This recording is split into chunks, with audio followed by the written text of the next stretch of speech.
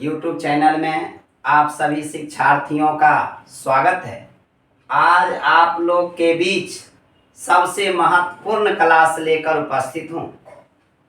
Bihar board inter परीक्षा 2025 के लिए काव्य खंड में सूरदास का पद शुरू करने से पहले आपको आज सिर्फ लेखक का परिचय करवाएंगे। आप जानते हैं जो भी परीक्षा देते हैं, हिंदी काव्य खंड हो, गद्य खंड हो, उसमें अधिकतर क्वेश्चन लेखक के परिचय से, किस काल के कवि हैं, किस शाखा के कवि हैं, किस धारा के कवि हैं। तो आज आप लोग के बीच जो क्लास लेकर उपस्थित हूँ वह मनोरंजनात्मक क्लास, जिनके आराध्य, जिनके देव कृष्ण हैं और कृष्ण के भक्ति में ओतप्रोत रहने वाले सूरदास से आप परिचित हैं। आज सूरदास का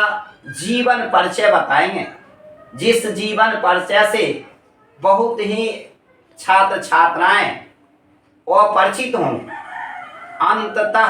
अंत तक क्लास को देखेंगे। एक भी प्रश्न बोर्ड परीक्षा में इससे बाहर नहीं। क्लास मनोरंजनात्मक, रसदार, ट्रिक के साथ नए अंदाज में रटने की जरूरत नहीं है, सीधे आपके खोपड़ी में डाल दिया जाएगा। सिर्फ क्लास का इंतजार करें, धैर्य पूर्वक आप सुने और एक एक बिंदु आपके दिमाग में प्रवेश हो जाए। कृष्ण का नाम तो सुने हैं। कृष्ण, माधव, गोपाल, कन्हैया, श्याम, चितचोर, माखन चोर, घनश्याम, इन सब नामों से परिचित हैं। भगवान एक लेकिन नाम अनेक। उन्हें इष्ट देव, आराध्य देव के भक्त जब ही दास लगा हो तो निश्चित रूप से भगवान के दास होंगे। तो वो सूरदास हैं। तो सूरदास भक्ति काल के कवि हैं और हिंदी साहित्य के सूर्य के नाम से जाने जाते हैं। हिंदी साहित्य के सूर्य अगर कोई कवि हैं तो वो सूरदास हैं। आज कवि के परिचय के पश्चात दो पद है। वात्सल रस के कवि हैं, वात्सल भाव से उत्प्रोत, भगवान के भक्ति में लीन रहने वाले। आप जानते होंगे सूरदास का साधारणतः अर्थ गांव समाज में अंधे व्यक्ति के रूप में लोग समझते हैं। अगर किसी सामग्री आपको घर के लोग लाने कह दिए, आप कहें हमें दिखाई नहीं देती है, तो निश्चित रूप से कहेंगे क्या तुम सूरदास है क्या दिखाई नहीं देता है। तो सूरदास कहा जाता है, किंवदंती है, कहा जाता है कि वो जन्म से ही अंधे थे। लेकिन कुछ में विद्वानों का मतभेद है। कहना है जो बाद में फिर अंधे हो गए, जन्म के पश्चात कहना हुआ जो जब भगवान श्री कृष्ण के लीलाओं का वर्णन किए तो बिना आंख कैसे किए। इनके पास दिव्य दृष्टि, भगवान की लीला तो अनंत है। अपने भक्तों पर आशीर्वाद के साथ साथ बेहतर जीवन को बनाने वाले तो इष्ट हैं, भगवान हैं, ईश्वर हैं, परमात्मा हैं। सूरदास के पास दिव्य दृष्टि, जिसके कारण भगवान की लीलाओं का भी वर्णन किए थे। तो देखिए, कहा जाता है भगवान के भक्ति अर्थात कृष्ण के भक्ति में इतने लीन थे जो भक्ति करते करते एक दिन कुआं में गिर गए। अब कुआं में गिरे तो 6 दिन कुएं में रह गए और कुआं में रहने के कारण आंख भी खराब हो गए। तब भगवान दर्शन दिए। दर्शन देने के पश्चात उनके आंखों को माने एक अंतरात्मा से देखते थे, स्वदेह अपने नग्न आंखों से नहीं देख पाते थे। तो उनका दर्शन किए तो फिर कहे भगवान तुम्हें जो है दिव्य दृष्टि दिए, आंख दिए, नयन दिए, नेत्र दिए, तो आप संसार की सभी वस्तु को देखें। लेकिन इनका कहना हुआ नहीं, आपको देखने के पश्चात मैं किसी सांसारिक वस्तु को देखना नहीं चाहता हूँ, इसलिए आप पुनः उस आंख को वापस ले लें। तो भगवान की ऐसी भक्ति जो है, भक्त के वश में है भगवान। तो सुनिए लेखक का परिचय, जो मलिक मोहम्मद जैसी के बाद अगर किन्हीं का पद है 12वीं क्लास के काव्य खंडों में, तो वह पद है सूरदास का पद है, जिसमें पहले पद में भगवान श्री कृष्ण के बाल लीलाओं का, बाल रूपों का वर्णन करते हैं और सुबह होने के पश्चात उन्हें उठने की सूचना दी जाती है। हे कृष्ण, हे गोपाल, उठिए, सुबह हो गया है। अभी आप कुछ देर पहले मुर्गा भी आवाज सुनते होंगे। भगवान की ऐसी माया, जब हम क्लास कर रहे हैं जहां मुर्गा की चर्चा है, वहां मुर्गा का साउंड भी आप सुन रहे हैं। समझिए क्लास कितना बेहतरीन। जो प्रकृति से जुड़ा हुआ पशु पक्षी भी इस वीडियो जो बना रहे हैं, क्लास जो दे रहे हैं, उसका साक्षी गवाह स्वरूप मुर्गा का आवाज भी आप सुन रहे हैं। कहता है हे भगवान उठिए, हे कृष्ण, हे गोपाल, हे नंद किशोर, हे माखन चोर, आप उठिए, सुबह हो गया है। यहाँ की नर और नारियां गा रही है, मुर्गा बोल रहा है, गाय अपने बछड़ा के पास जाने के लिए तत्पर है। हे गोपाल, हे कृष्ण, उठिए, भोर होने की सूचना दी जा रही है। तो सुनिए मुर्गा की आवाज, और सुबह हुआ तो मुर्गा की आवाज। बताइए कृष्ण की ऐसी माया, जिस पद को पढ़ा रहे हैं, मुर्गा शब्द बोलते हैं तो उधर आसपास के में उपस्थित मुर्गा वो अपने आवाज को आपके कानों तक पहुंचाकर श्रवण शक्ति के माध्यम से सुनते होंगे आप लोग। तो सुनिए पहले लेखक का परिचय, पद तो बाद की बात है। पर उठते हैं तो झटाझट खाना शुरू करते हैं, माखन खाते हैं, मिश्री खाते हैं, और ध्यान है दही के दोने पर। अपनों खाते हैं, कुछ पितोजी को मुंह लगाते हैं कृष्ण जी। जब इनके पद को पढ़िएगा और भक्ति के भावनाओं में डूब जाइएगा, आश्चर्य लगेगा क्या गजब का रचना। और जो है महाकवि के रूप में जाने वाले, हिंदी साहित्य के सूर्य, दिनकर, दिवाकर, भास्कर, रवि, आदित्य, दीनानाथ के नाम से जाने जाने वाले सूरदास, हिंदी साहित्य के अगर सूर कोई भी कवि कहे जाते होंगे तो वो कवि हैं। देखिए क्या लिखा हुआ, सूरदास। उसके बाद जानिए आप 12वीं क्लास का जो पद भाग है, दूसरा चैप्टर है, जिसमें सिर्फ लेखक का परिचय सुन रहे हैं। अगर पूछा जाए, देखिए स्व से सूरदास, स्व से सूर, कहते ट्रिक के साथ रटने की जरूरत नहीं। सूरदास हिंदी साहित्य के क्या हैं, सूर्य है। आप देखिए पिता का वास्तविक नाम इनका बात करते हैं, सूरदास तो बाद का नाम है, लेकिन वास्तविक नाम की अगर बात करते हैं तो सूरध्वज के नाम से। जो नहीं जानते वो चीज भी आप जानने की कोशिश कीजिए। इनका वास्तविक नाम सूरध्वज है और बचपन का नाम था मदन मोहन। मोहन तो आप जानते ही हैं, भगवान श्री कृष्ण का ही पर्यायवाची है, और ये मदन मोहन इनके बचपन का नाम है। और रियल नाम, वास्तविक नाम, देखिए सभी व्यक्ति का घर का नाम अलग, विद्यालय का नाम अलग, कहीं कार्य करता है वहां का नाम लोग अलग रख देते हैं।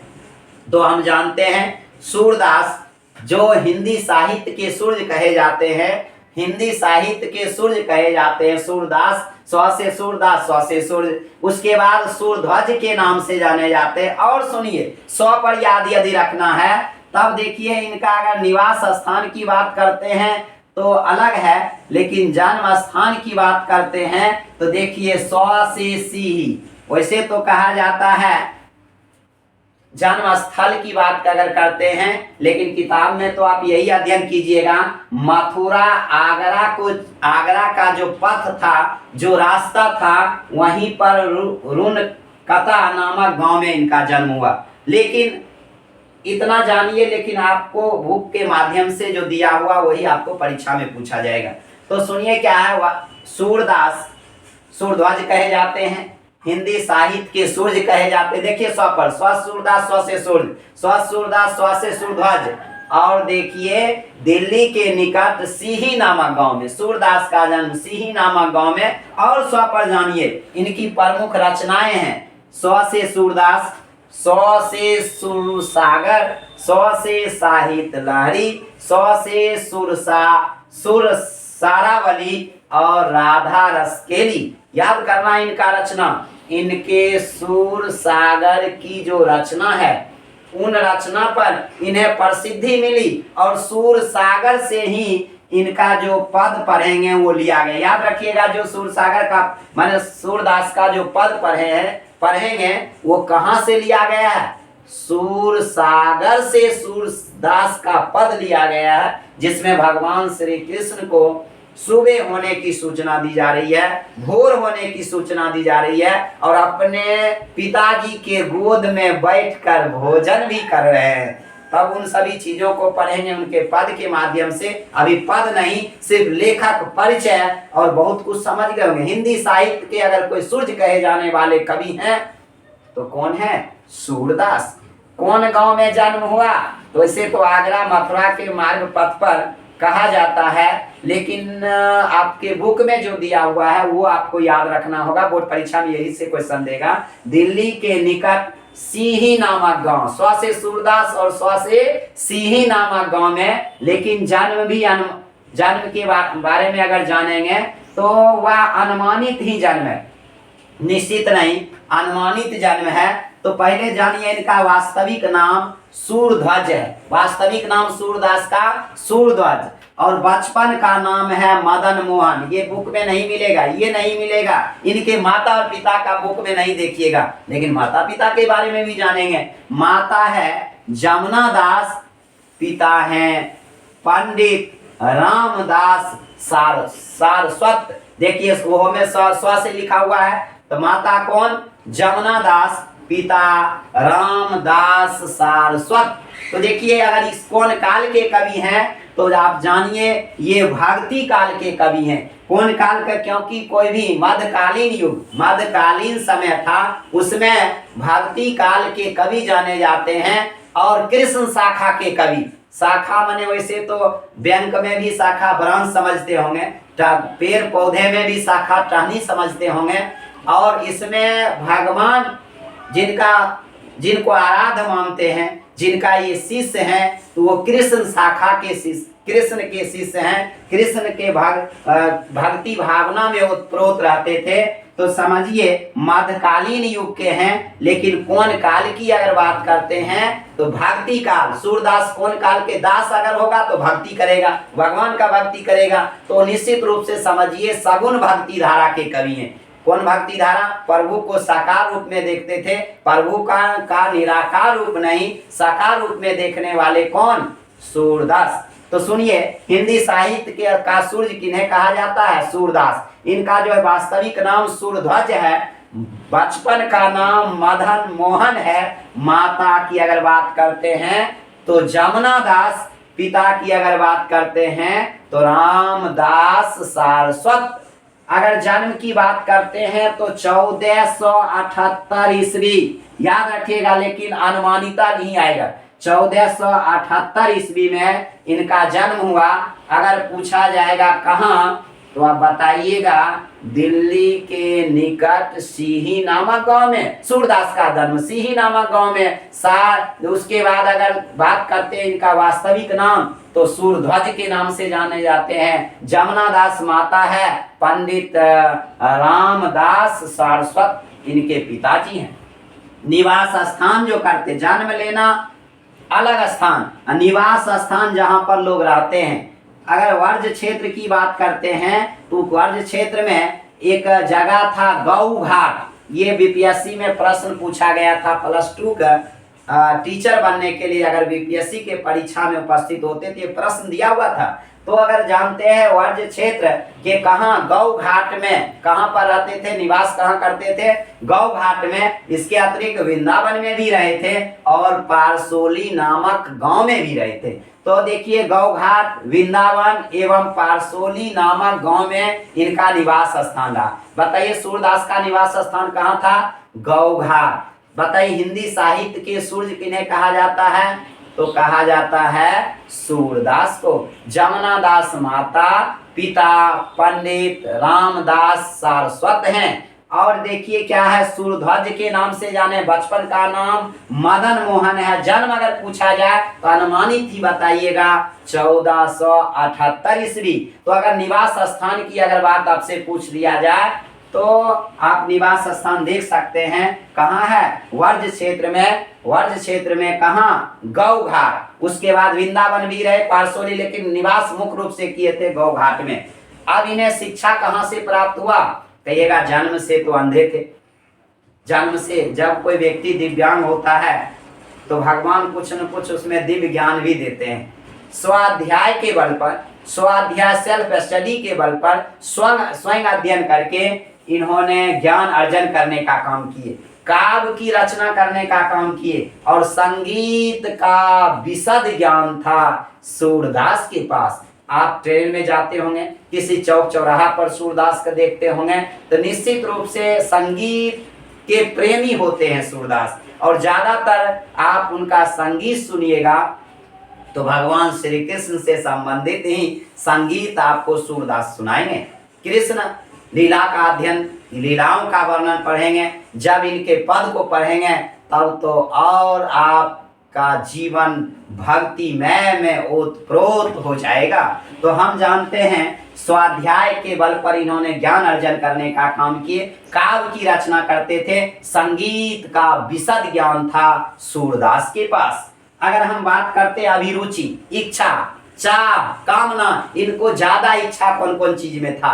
पर्यटन में था, घूमने में था, सत्संग में, सत जनों की संगति करने में, साधु संतों के साथ रहने में, और जो भक्ति लिखा हुआ है राम का नहीं कृष्ण के भक्ति में वैराग माने शांत, एक रस होता है शांत रस जिसका स्थायी भाव होता है वैराग, निर्वेद होता है, माने मोह माया दुनिया छोड़कर। भगवान जब नेत्र दे दिए थे तब पर भी कहे आपके सिवा मैं दुनिया का कोई वस्तु देखना पसंद नहीं करता। आपका दर्शन से बढ़कर दुनिया में कोई दर्शन नहीं हो सकता है, आपसे बड़ा कोई नहीं है। ये संसार की वासना और जो है भौतिक वस्तु को हमें देखने की अभिलाषा नहीं है। कहा भी जाता है अपना आंख को स्वयं भी फोड़ लिए थे जब एक बार लड़की सने हो गया था, लगाव हो गया था, तो जिसके कारण सोचा नहीं ये ना आंख रहेगा ना हम दूसरे को गलत अर्थों को देख पाएंगे, गलत चीजों को पढ़ पाएंगे, देख पाएंगे, सुन पाएंगे, ये हमें नहीं चाहिए। इसलिए जो दोनों आंख भी जो अपने स्वयं फोड़ लिए थे। तो देखिए क्या होता है, घूमने में, सत जनों की संगति करने में, कृष्ण के भक्ति करने में और एकांत जीवन व्यतीत करने में इन्हें आनंद आता था। किनका पद पढ़ेंगे? सूरदास का पद। और ये कौन काल के कवि थे? याद रखिएगा, चार ही कवि, मलिक मोहम्मद जयसिंह, सूरदास, तुलसीदास और नावादास जो भक्ति काल के कवि हैं। तो कौन काल के कवि थे? भक्ति काल के। कौन शाखा के कवि हैं? तो कृष्ण शाखा। कौन धारा के कवि हैं? तो निर्गुण भक्ति धारा के कवि हैं। और आपको पूछा यदि जाए कौन भाषा में इनकी रचना होता था, तो वर्ज भाषा में इनका रचना हुआ करता था। वर्ज क्षेत्र में रहते थे, वर्ज भूमि में रहते थे, वर्ज भाषा में रचना करते थे। मध्यकालीन युग के कवि हैं। आपको जानिए पहले जिनके गुरु कौन थे। इनके गुरु एक होते शिक्षा गुरु, एक होते दीक्षा गुरु, दीक्षित करने वाले। महाप्रभु वल्लभाचार्य, याद रखिएगा, महाप्रभु वल्लभाचार्य, व से वल्लभाचार्य, और वल्लभाचार्य के बेटा थे विठलनाथ। उन्होंने वल्लभाचार्य ने अष्टछाप स्थापित किए थे। अष्टछाप के संस्थापक कौन है? वल्लभाचार्य। आपके मन में उत्पन्न होगा आखिर अष्टछाप कौन सी है? वल्लभाचार्य इनके दीक्षा गुरु हैं। वल्लभाचार्य इनके दीक्षा गुरु हैं और इन्हें दीक्षा दिया गया 1509 से लेकर 1510 ईस्वी इनका दीक्षा का काल रहा। पुष्टि मार्ग का अगर ज्ञान कराने वाले हैं तो गुरु इनके वल्लभाचार्य। अष्टछाप के श्रेष्ठ 8 कवि, भक्ति काल में अष्टछाप में 8 कवियों का एक समूह था। उन कवियों में श्रेष्ठ कवि अष्टछाप के अष्ट माने 8 अष्टछाप के संस्थापक वल्लभाचार्य और उनका बेटा कौन? विठलनाथ था। आचार्य विठलनाथ था वल्लभाचार्य का बेटा विठलनाथ। दोनों मिलकर अष्टछाप स्थापित किया। जो 8 कवियों का समूह था, उस 8 कवियों में अष्टाछाप में के श्रेष्ठ कवि माने जाते थे सूरदास, जो कि कौन काल के कवि? भक्ति काल के कवि। कौन शाखा के कवि? कृष्ण शाखा के कवि। कौन भाषा में रचना? वर्ज भाषा में रचना। कौन रस के कवि? वात्सल रस के कवि। तो निश्चित रूप से समझते होंगे।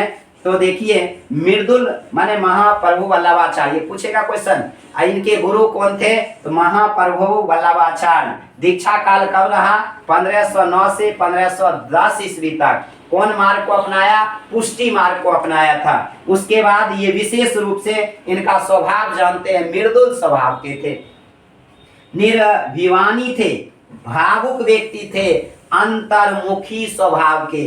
जो भी कवि होते हैं, चिंतक होते हैं, वह निश्चित रूप से अंतर्मुखी स्वभाव के ही होते हैं, जिससे एकांत जीवन व्यतीत करने वाले तब कोई रचना कर सकते हैं। और वह जो है विरक्त महात्मा थे। कहा जाता है वो जन्म से अंधे थे, लेकिन ऐसा भी किंवदंती है बाद में उन्होंने अंधे हो गए थे, दोनों आंख से चौपट हो गए थे, दोनों आंख खत्म हो गई थी, नयन नेत्र जिसको कहते हैं। तो भगवान श्री कृष्ण के यथार्थ वर्णन करने वाले महाकवि, हिंदी साहित्य के सूर्य के नाम से जाने वाले कवि कौन? सूरदास। सूरदास, सौ से सिही नामक गांव, सौ से सूरसागर, सौ से सुरसावली, सौ से जो है उसके बाद पढ़ते हैं साहित्य लहरी। देखिए 100 पर ही है। और कृष्ण शाखा के कवि पहले एक बार देख लीजिए, तब आपके बीच हम कुछ इससे प्रश्न रखेंगे। और एक बात और सुन लीजिए, अकबर के समकालीन थे। किनके समय के थे? अकबर मुगल बादशाह अकबर के समकालीन रहे हुए हैं। एक बार ध्यान पूर्वक देख लीजिए, तब तक साइड हो जाते हैं। उसके बाद इसी पर आधारित आपसे प्रश्न करेंगे, उस किस प्रकार बोर्ड में प्रश्न पूछा जाएगा पहले देखिए, उसके बाद हम आगे बढ़ते हैं। कुछ प्रश्न किया जाएगा जिस प्रश्न का आप जवाब दे सकते हैं। देख लिए, अब इससे संबंधित कुछ प्रश्न हल करवाएंगे। अब जो है अकबर के समकालीन की बात करते हैं। और 1583 ईस्वी में इनका निधन हुआ, अर्थात इनकी मृत्यु हुई, ये भी जानने की आवश्यकता है। तो देखिए, सूरदास कौन सी हैं? हिंदी साहित्य के सूर्य हैं। इनका वास्तविक नाम सूरध्वज। अगर बचपन का नाम मदन मोहन, माता का नाम जमुना दास, पिता का नाम पंडित रामदास सारस्वत। अगर पूछा जाएगा इनका जन्म कब हुआ? 1478, क्या है? अनुमानित है। कहाँ हुआ था? दिल्ली के निकट सिही नामक गांव में। और ये किनके समकालीन थे? अकबर के समकालीन थे। मृत्यु कब हुई, निधन कब हुआ? 1583 ईस्वी में। और देखिए, इनका अगर रचना की बात करते हैं तो गजब है। सूरदास, 100 से सूरसागर से ही इन्हें महाकवि के रूप में प्रसिद्धि प्राप्त हुई। और ये इनके रचना में सूरसागर से ही ये पद लिया गया। कहा जाता जन्म से अंधे थे, फिर बताया गया बाद में अंधे हो गए। अगर बात करें तो सूरसागर, साहित्य लहरी, सुरसारावली के रचनाकार ये हैं, और राधा रसकेली का भी। तब प्रश्न तो बहुत ऐसा नहीं पूछेगा जिसका आप जवाब नहीं दे सकते हैं। कहा जाएगा ये इनके जो है आराध्य कौन थे? तो कृष्ण थे। ये किनके जो है भक्त थे? तो श्री कृष्ण के भक्त थे। ये दीक्षा गुरु इनके कौन थे? आचार्य वल्लभाचार्य थे। जो अष्टछाप के कवियों में क्या कवि थे? 8 कवि। कौन काल में? भक्ति काल में। कौन काल में? भक्ति काल में। उसी काल में ये हुए। और इनके पुत्र वल्लभाचार्य के पुत्र कौन? विठलनाथ थे। कौन शाखा के कवि? कृष्ण शाखा। कौन धारा के कवि? सगुण भक्ति धारा। कौन काल के कवि?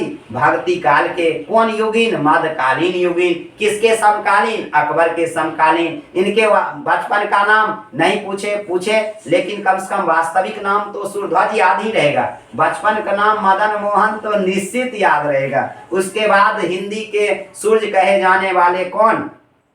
सूरदास। बताइए, एक भी प्रश्न आप नहीं छोड़ सकते। आपका बोर्ड परीक्षा बेहतर जाएगा, निश्चित रूप से बेहतर जाएगा।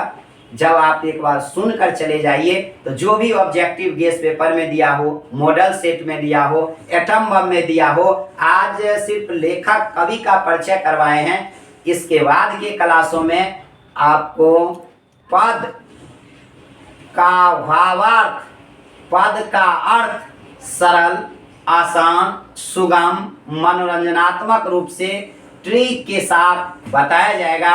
जैसे ट्रिक के साथ स्व सूरदास, स्व से सिंह, स्व से सूरध्वज, स्व से जो है हम पढ़े इनके पिताजी का नाम रामदास सारस्वत। उसके बाद हमने जाने साहित्य लहरी, उसके बाद सूर सागर, इन सभी रचनाओं को मैंने पढ़ा, जाना ट्रिक के साथ। और जन्म से भी किंवदंती है अंधे कहा जाता, और कहा जाता बाद में भी अंधे हो गए थे, भक्ति में लीन होकर कुआं में गिर गए थे। भगवान ने फिर वो अंतर दृष्टि से तो देखते थे, लेकिन उनका इच्छा हुआ मैं स्वयं उनके सामने इनके भक्ति से प्रभावित होकर दिखाऊं, दर्शन कराऊं। वैसे दिव्य रूप को देखने के बाद सोचा ये आंख रहने की आवश्यकता नहीं है, और इस प्रकार हुआ। आज का क्लास यहीं पर खत्म करते हैं, फिर मिलते हैं इसके बाद के क्लास में। फिर मनोरंजनात्मक रूप से आपको क्लास दिया जाएगा, जिसे सुनकर आपको फायदा होगा। अगर आपको बेहतर लगे तो एक बार दो बार जरूर सुने, और निश्चित क्लास में बोर्ड परीक्षा में उपस्थित हों, आपका रिजल्ट बेहतर हो, आप अपने जीवन में बेहतर कर सकें, और स्वाध्याय के बल पर, सेल्फ स्टडी के बल पर आपके पास भी विशद ज्ञान हो सकता है। हम तो सिर्फ पथ प्रदर्शक हैं। अगर लगे जो क्लास बेहतर है तो निश्चित रूप से पढ़ें, एक बार सुने, निश्चित अंक भी बेहतर और ज्ञान भी बेहतर। आज का क्लास हम यहीं पर खत्म।